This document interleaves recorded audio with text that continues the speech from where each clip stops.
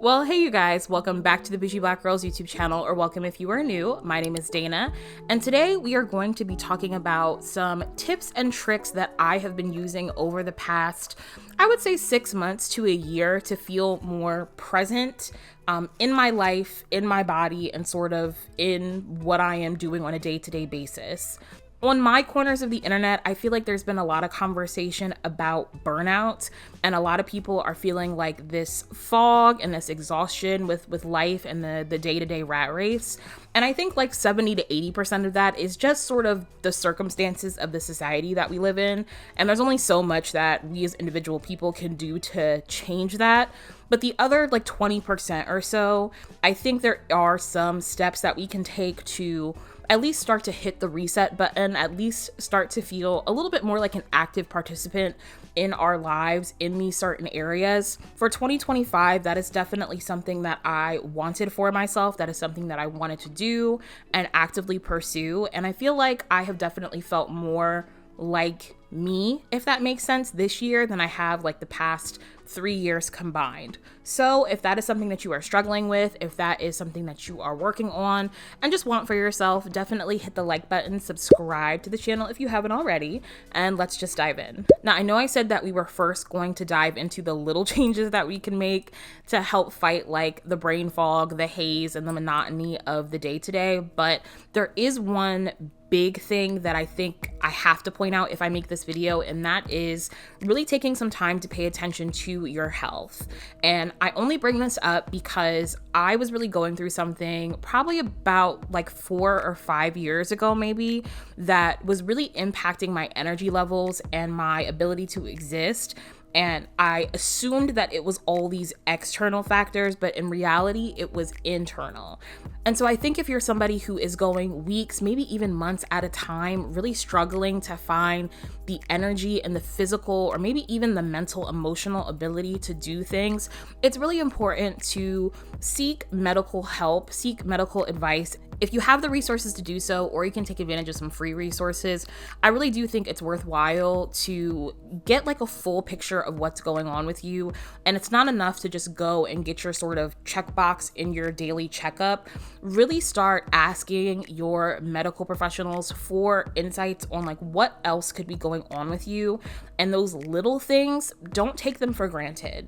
Now, moving on to like the smaller things when it comes to health and wellness that I think we can all be doing to take better care of ourselves, taking our vitamins and supplements or whatever it may be as recommended by your medical team really do make a difference in how you feel in your body, in your mind on a day-to-day basis. And I think a lot of us do know what we should be taking, but maybe we take it every other day, or we kind of just take it when we start feeling those symptoms. And in reality, if we were taking them as recommended, as prescribed, we would feel better in ourselves. I am looking at the Black girls who are iron deficient. Take your iron pills. Stop waiting until you are on your last leg. Take your iron supplement, damn it.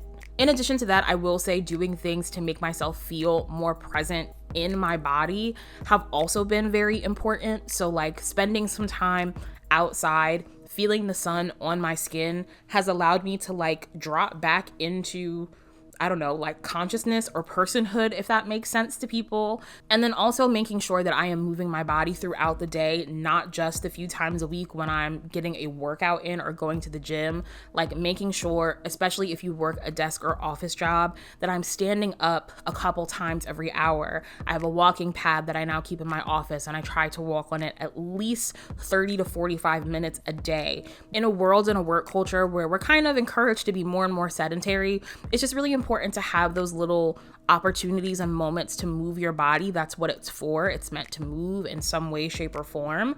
And so that I think can also help us like drop into what it means to be a person again, and fight some of that fatigue and fog that comes with not moving and not being active. Something else that I have been doing this year that has really helped me sort of reset myself, fight the brain fog, and rest in my rest periods is to sanitize my sleep habits.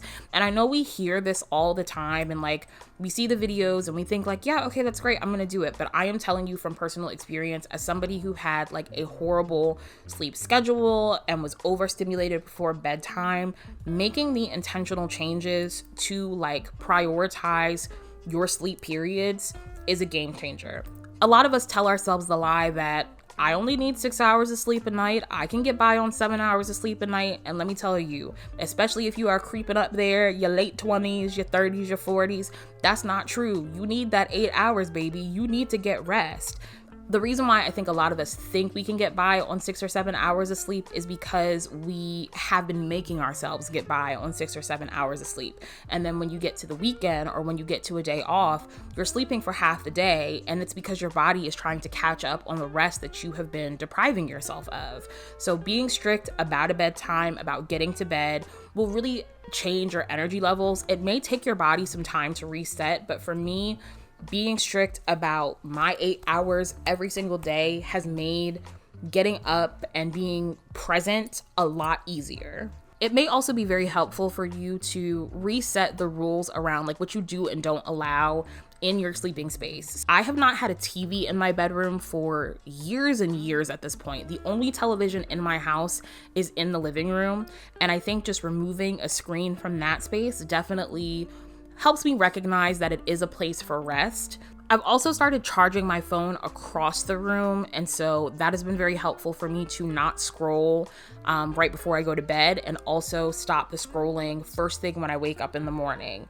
And I still have probably an unhealthy amount of screen time, but it helps me reduce it in areas that I can. Some of us have, full-time jobs that require us to sit in front of a computer. In addition to that, if you are chronically online like I am, there's just a certain amount of screen time that is going to be my baseline. But there are times of the day where I do try to reduce it. So first thing in the morning and at night, I try to just start with a book or like maybe some light music. And that I think is a lot better, at least for me personally, than immediately opening myself up to like the doom and gloom and the thoughts of others. I can sit with some of my own thoughts and reflection and imagination when I do those things.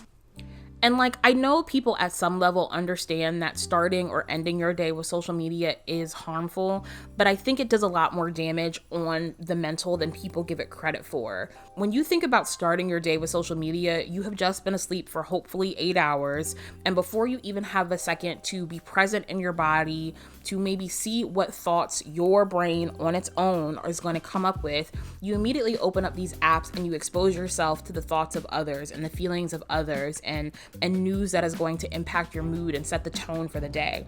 And while I do think it's important to be plugged in and in tune to what's happening with the world, I do think it's also important to give yourself some time to feel what you feel and think your own thoughts before you consume the thoughts of others. And I'm not perfect about this, but I really want to get better about giving myself like a 2-hour buffer, both in the morning and at night before bedtime, to completely unplug from the rest of the world. Of course, you can have your alerts turned on. If the sun falls out of the sky, you'll get an alarm that'll tell you that's happening. But as far as like the little details that it's not really going to matter whether I learn it at 10 o'clock or at 2 o'clock that day, I try to give myself some grace and some space to sit in my personhood and my reality before I open myself up to quite literally the rest of the world online. Fighting with the elements, had to do a reset of my microphone and my setup. I apologize. I also think it's a really important time for everyone, but especially Black women, to do a reset of your social media timeline and like a cleanse if you have not done so in a long time. I am somebody who really enjoys like commentary content, and I appreciate people who like to do sort of like breakdown and takedowns of negative ideals. I make that content sometimes, I watch that content sometimes, but I realized just last week that in order to see that analysis and sort of engage in that conversation, I first have to be confronted with whatever the like villain of the week or like the celebrity or personality of the week has said. And doing that over and over again multiple times a day is exposing me to a lot of negative opinions about aspects of myself that I can't control. And it sort of puts this like pervasive thought process and narrative in myself. It makes me like hyper aware of the parts of myself that I can't control that people are very critical of. And I don't need to see that every day to be aware of it. So I have just decided to be a little bit more selective about when and if I am engaging in those conversations myself and how much of that content I'm consuming. It's required me to sit out of certain conversations. It's required me to ignore a lot of things, to unfollow certain people, to, fully shift sort of what my timeline looks like. But I feel a lot more mental clarity not being so involved. I'm still aware that a lot of these discussions are happening, but like the shoulder of it and seeing every single individual version of this conversation, I'm not burdened by that anymore. And so I can just move through my online experience with a little bit more space. So that's going to be all I have for you guys today. Like I said, this is a shorter video, and I think these small steps and changes don't really seem like the biggest or the most impactful things that you can do, but I promise you, even just taking a handful of these things and putting them into practice will really sort of reset how present you feel in your day-to-day. And it will also, I think, create space mentally, physically, emotionally for you to engage in the parts of life that are enjoyable. It'll help you make time for hobbies. It'll help you feel like you can engage in some of your passions outside of maybe like your traditional 9-to-5 job, and also maybe just be a little bit more present in your friendships and your relationships and whatever else you have going on. So if this was helpful for you, please give this video a thumbs up and don't forget to subscribe to the channel. In the comments below, if you have any tips or tricks that you utilize to fight like burnout or brain fog that are just easy to implement into everyday life, please share them. I think a lot of us need them now more than ever. And I will see you guys next week for another video. Bye.